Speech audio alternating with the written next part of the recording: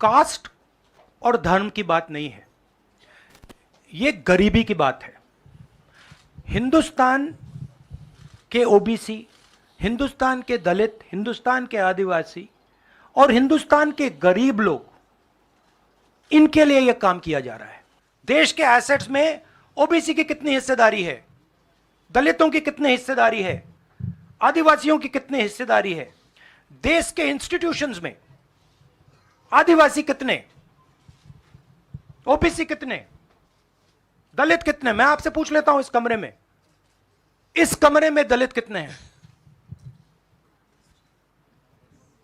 देखिए, यह मजा देखिए, इस कमरे में ओबीसी कितने हैं? हाथ उठा के दिखा दीजिए, देखिए मजा। बीजेपी पर दबाव डालेंगे और उनसे करवाएंगे। अगर उन्होंने नहीं किया तो फिर उन्हें परे हो जाना चाहिए, क्योंकि देश कास्ट सेंसस चाहता है।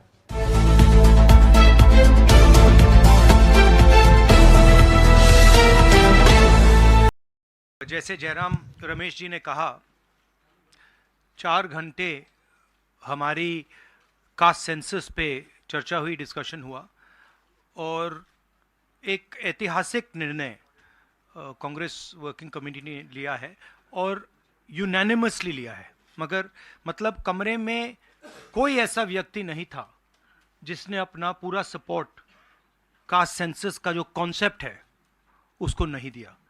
तो काफ़ी खुशी की बात है। हमारे यहाँ चीफ मिनिस्टर्स बैठे हैं, हमारे चीफ मिनिस्टर्स ने भी डिसीजन लिया है कि वो भी राजस्थान में, कर्नाटक में, छत्तीसगढ़ में, हिमाचल में कास्ट सेंसस को आगे बढ़ाएंगे। Rahul ji, the Congress has taken the decision of taking this caste census forward. Will the India Alliance parties also support you in this, because the Congress is unanimous in this? Whether all the other parties, because you are going to contest the elections together, all 26 parties are contesting the elections together, so will they also support, and will you seek their support? Well, the Congress president today chaired the meeting of the highest body of the Congress party, and the entire Congress party has decided that it is going to wholeheartedly not just support the idea of the caste census, but force the BJP to carry out the caste census or then get out of the way so we can carry out the caste census. Now,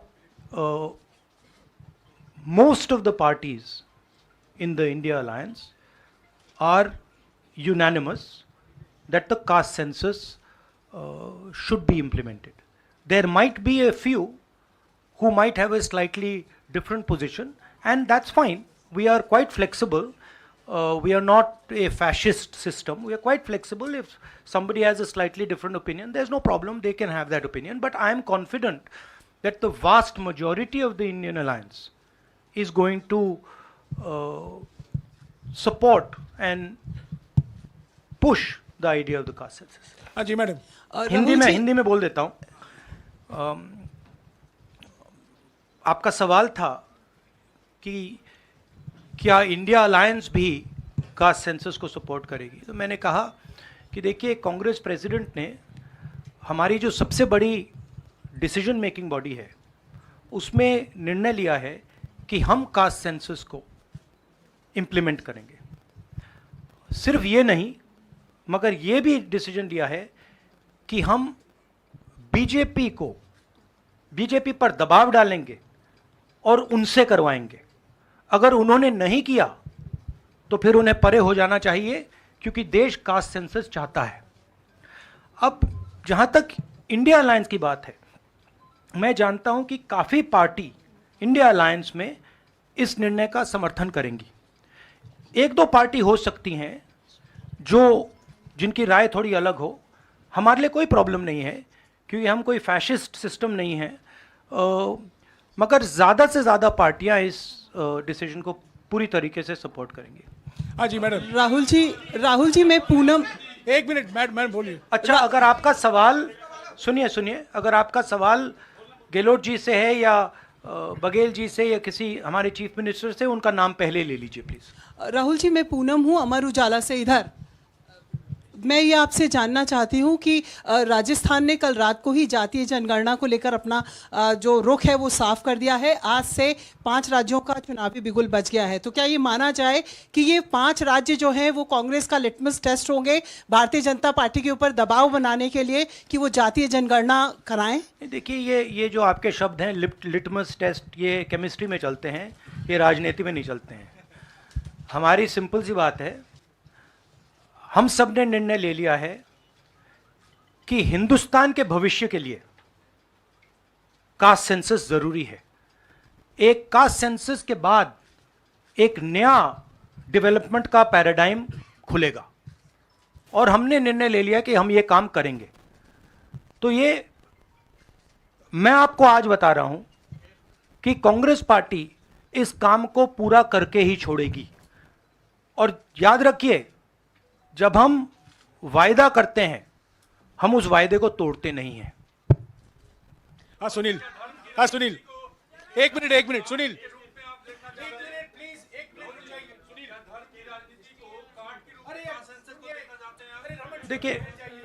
देखिए नहीं, मैं इसका जवाब देता हूं। देखिए, ये cast और धर्म की बात नहीं है, ये गरीबी की बात है।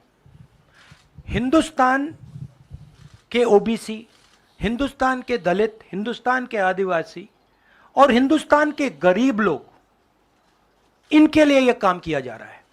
आज क्या हो रहा है, 2 हिंदुस्तान बन रहे हैं, एक अदानी जी वाला और दूसरा सबका। कास्ट सेंसस साफ दिखा देगा कि हिंदुस्तान में लोग कितने हैं, कौन है, और हम वहां नहीं रुकेंगे।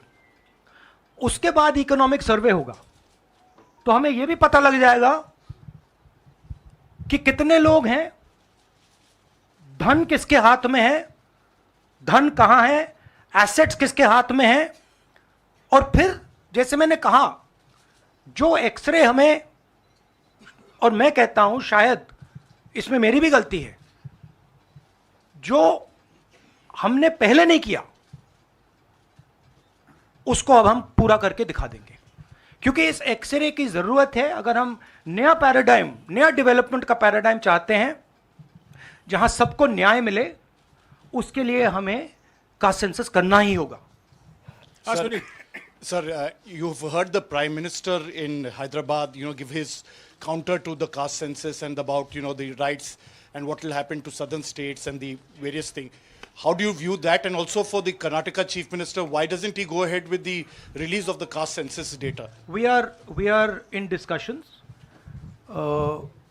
We are very clear what our direction is. Those actions will be taken.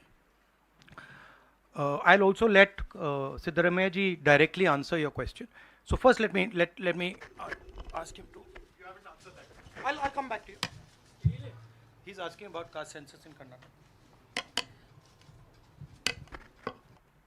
Our previous government in Karnataka, that is, the government, our Congress government was there between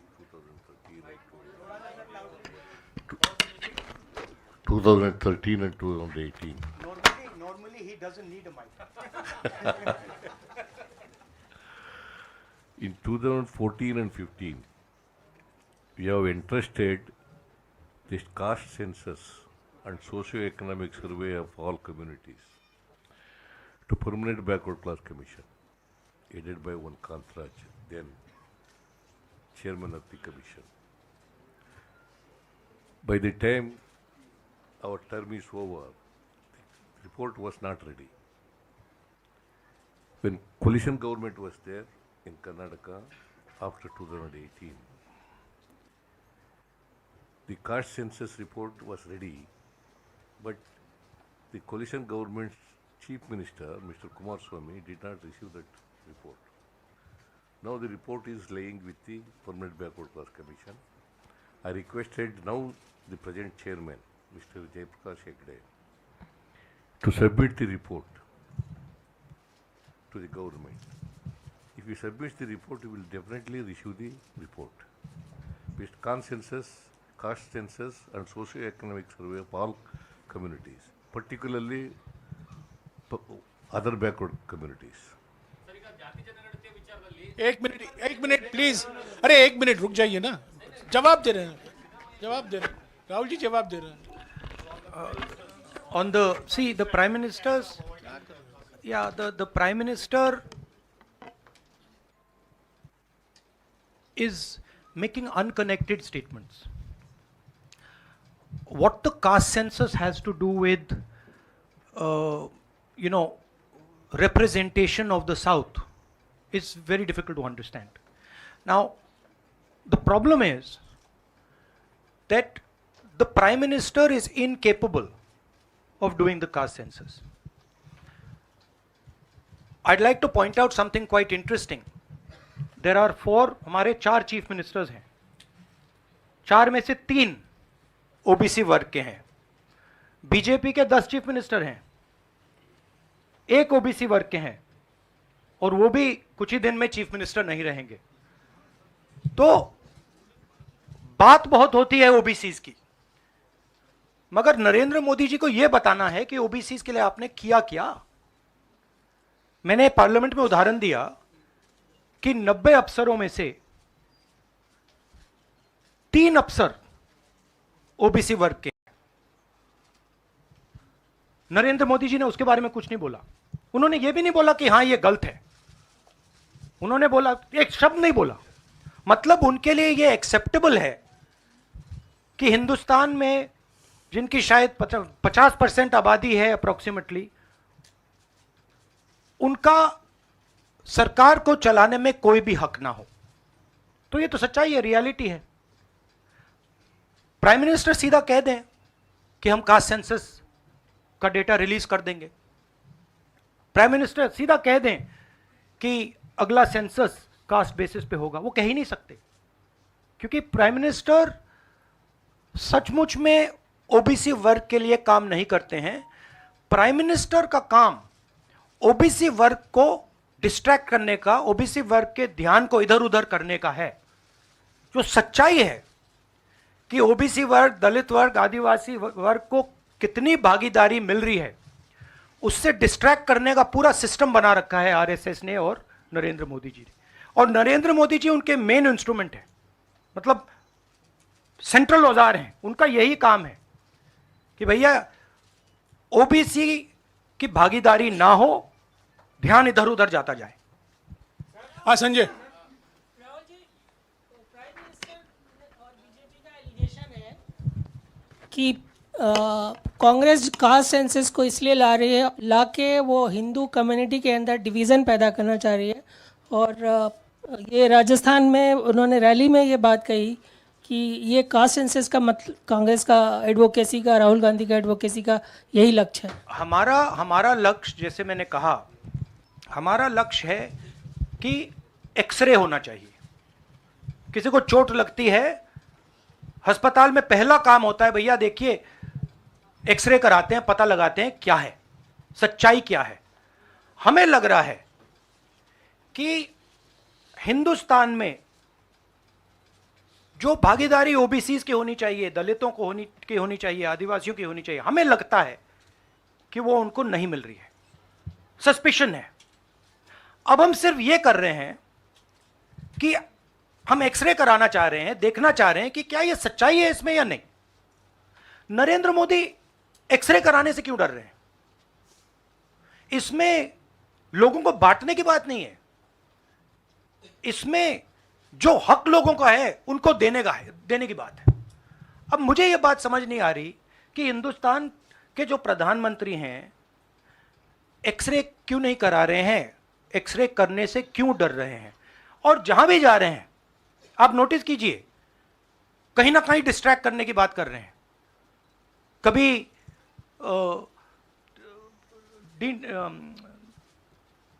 delimitation की बात कर रहे हैं, कभी कुछ और बात कर रहे हैं, कभी साउथ इंडिया की बात कर रहे हैं.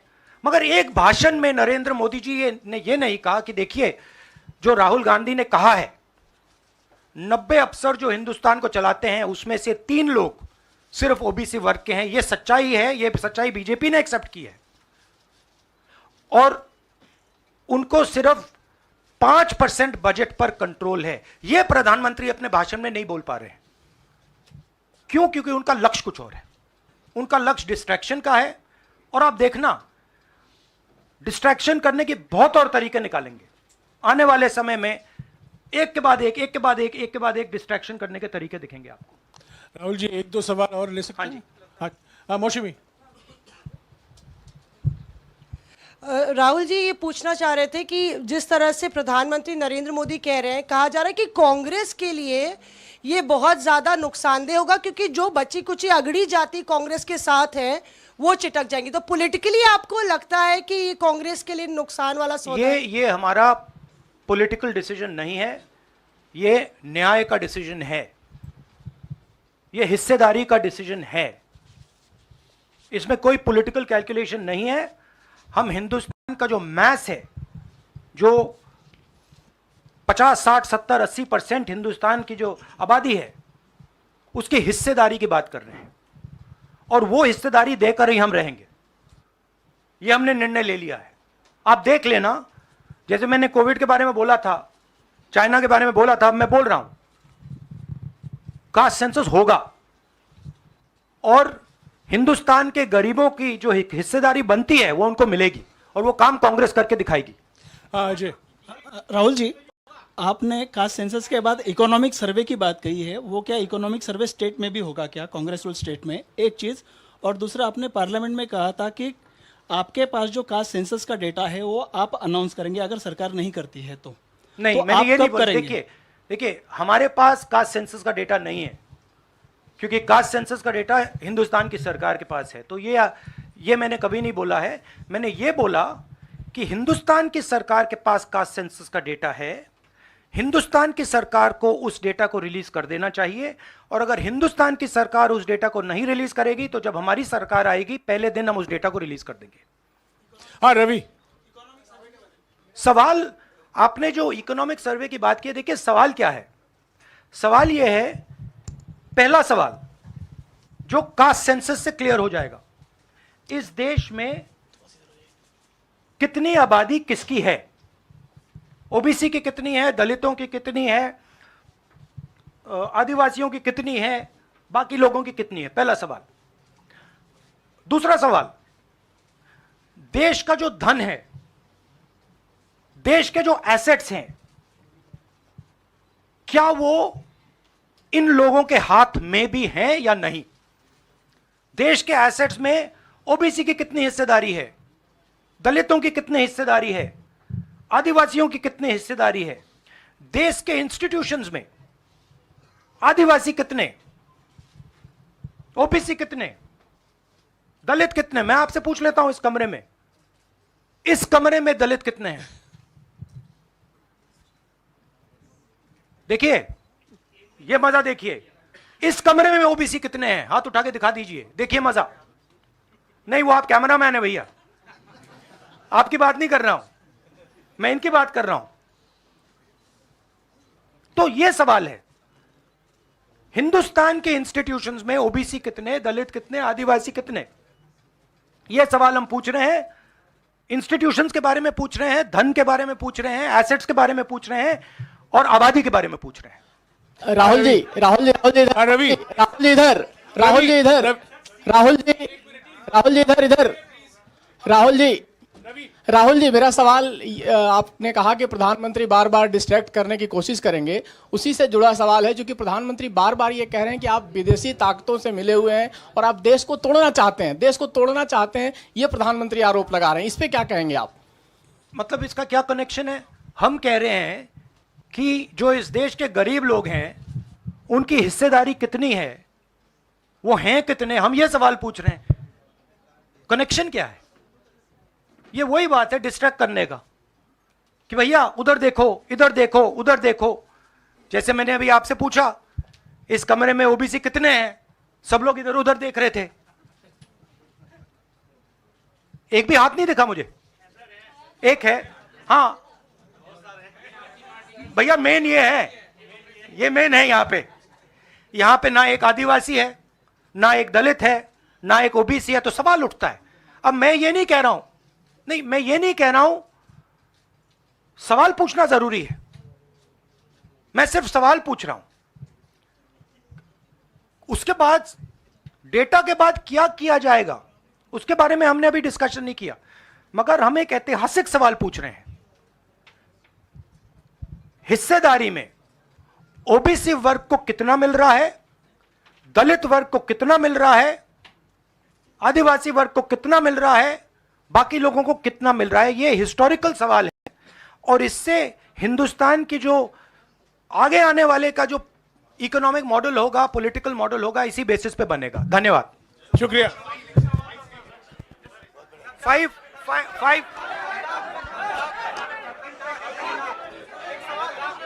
भैया एक सेकंड देखिए, 5 जहां पे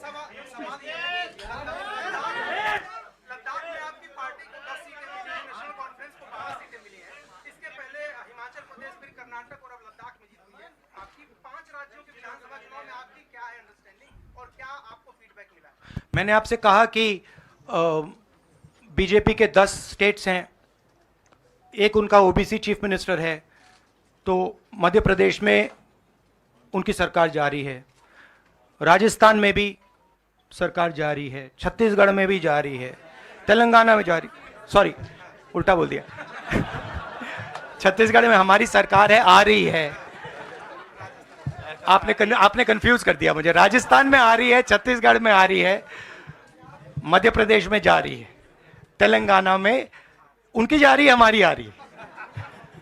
नहीं, सीरियसली कहूं तो माहौल बहुत पॉजिटिव है, और मैं चारों जो हमारे स्टेट्स हैं उनके बारे में कह सकता हूं। जो गहलोत जी ने हेल्थ केयर का स्ट्रक्चर जो बनाया है, शायद वो दुनिया में एक ऐतिहासिक हेल्थ केयर का सिस्टम राजस्थान की सरकार ने बनाया है। और जो काम राजस्थान की सरकार ने गरीबों के लिए किया है, ऐतिहासिक काम किया है। कर्नाटक में हमारी जो 5 गारंटीज हैं, जो सोशल प्रोटेक्शन की जो स्कीम्स हैं, वो अनमैच्ड है। आप किसी भी स्टेट में चले जाइए, आप पूछ लीजिए, आपको ऐसा सोशल प्रोटेक्शन का स्ट्रक्चर नहीं मिलेगा। छत्तीसगढ़ में जो किसानों के साथ हमारे चीफ मिनिस्टर ने किया, जो उनको धान के लिए दाम मिलता है, सबसे ज़्यादा मिलता है हिंदुस्तान में। जो कनेक्टिविटी उन्होंने बनाई है, जो हमारे छोटे छोटे डिस्ट्रिक्ट्स में मैन्युफैक्चरिंग यूनिट्स लगवाए हैं, जो ऐतिहासिक काम किया है। और अगर सुक्खू जी के बारे में समझना चाहते हैं, तो जब हिमाचल को चोट लगी तो उनका रिस्पॉन्स जो था, जमीनी रिस्पॉन्स, लोगों के बीच में जाकर रिस्पॉन्स, वैसा रिस्पॉन्स शायद मैंने तो पहले नहीं देखा है। तो हमारी जो 4 सरकारें हैं अच्छा काम कर रही हैं। मुझे लगता है हम इन चुनाव में बहुत अच्छा करेंगे। मिजोरम में मैं अभी जा रहा हूं, काफ़ी पॉजिटिव माहौल है और जनरली लोगों में गुस्सा है। 1-2 कारण हैं, बेरोजगारी, महंगाई, और जो इनइक्वालिटी बढ़ती जा रही है कि अदानी जी जैसे लोग अमीर होते जा रहे हैं, देश के पूरे एसेट्स उनके हाथ पड़ रहे हैं, और किसान हैं, मजदूर हैं, वो गरीब होते जा रहे हैं। ये सबको दिख रहा है। तो इसीलिए हम प्रिपरेशन कर रहे हैं। कास्ट सेंसस हमारा फाउंडेशन है, मगर जो राजस्थान में इन्होंने हेल्थ केयर के लिए किया, वो हम नेशनल लेवल पे करने की सोच रहे हैं। जो किसानों के लिए ये कर रहे हैं, जो इनका सोशल सिक्योरिटी का स्ट्रक्चर है, वो हम इसको नेशनल लेवल पे इंप्लीमेंट करने की प्लानिंग कर रहे हैं।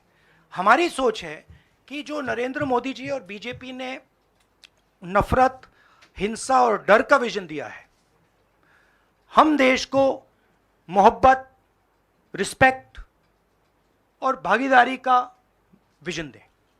और मुझे लग रहा है कि देश का जो मूड है वो बिल्कुल बदल चुका है, और ये बात अभी बीजेपी वालों को समझ नहीं आई है, मगर कुछ ही दिनों में उनको आस्ते आस्ते ये बात समझ आ जाएगी कि जो उन्होंने देश के साथ किया है, जो उन्होंने नफरत फैलाई है, जो उन्होंने इंस्टीट्यूशंस पर आक्रमण किया है, लोगों को डराया है, धमकाया है, नफरत फैलाई है, वो इस देश को अच्छा नहीं लगा है। तो ये मुझे लग रहा है। आप सबका बहुत बहुत धन्यवाद। नमस्कार।